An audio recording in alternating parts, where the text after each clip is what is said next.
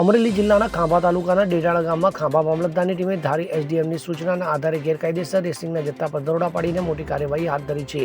તો માલકનેસ રોડ પર આવેલી હીરાભાઈ સાંગારીની વાડીમાંથી 250 કિલો ઘઉં અને 644 કિલો ચોખાનો શંકાસ્પદ જથ્થો જપ્ત કરવામાં આવ્યો છે. તો આ જથ્થો ગ્રામ્ય વિસ્તારોમાંથી ફેરીઓ દ્વારા ગેરકાયદેસર રીતે એકઠો કરવામાં આવ્યો હોવાનું તપાસમાં બહાર આવ્યું છે. તો મળતી માહિતી મુજબ ખાંભા મામલતદારની ટીમે ગુપ્ત બાતમીના આધારે આ દરોડો પાડ્યો હતો. તો તપાસમાં જાણવા મળ્યું કે આ ગેરકાયદેસર જથ્થો જોગરા ગામના વિવેકભાઈનો હતો, જેની સામે કાયદેસર કાર્યવાહી કરવામાં આવી છે. તો પકડાયેલો આખો જથ્થો સીઝ કરી લેવામાં આવ્યો છે અને તેને વધુ તપાસ માટે જૂનાગઢ જિલ્લાના વિસાવદર ખાતે મોકલવામાં આવ્યો છે. પ્રાથમિક તપાસમાં ખુલાસો થયો છે કે આ જથ્થો ગામડામાંથી એકઠો કરીને વિસાવદરમાં ગેરકાયદેસર વેચાણ માટે લઈ જવામાં આવતો હતો. આ ઘટના બાદ સ્થાનિકોમાં રોષ ફેલાયો છે અને આવી ગેરરીતિઓ સામે કડક કાર્યવાહીની માંગ ઉઠવા પામી છે.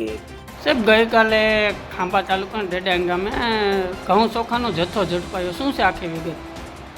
ગઈકાલે 4/6/2025ના રોજ ડેડાણ ગામે બપોરના 3 વાગે પ્રાંત સાહેબ ધારીની સૂચના મુજબ માલકનેસ રોડ ઉપર આવેલ હીરાભાઈ પોપટભાઈ સાંગળિયાની ખેતીની જમીનમાં જે ઈંટુનો ભઠ્ઠો ચલાવતો હોય તેમાં આવેલ એક ઓરડીમાં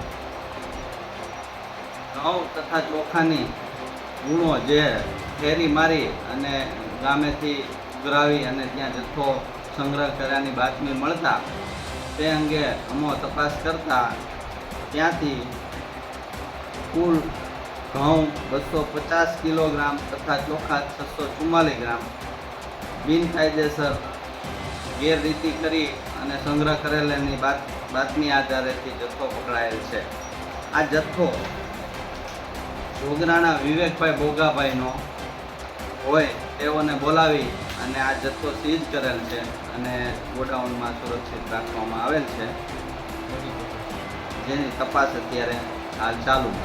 સાહેબ, આ જથ્થો ક્યાં લઈ જવામાં આવતો હતો એની પર માહિતી દ્વારા પૂછાણ કરતા તેઓએ જણાવેલ છે કે આ જથ્થો અમે એકઠો કરી સંગ્રહ કરી અને વિસાવદર તાલુકામાં જૂનાગઢ જિલ્લાના વિસાવદર તાલુકામાં મોકલવામાં આવે છે એવું જણાવેલ છે.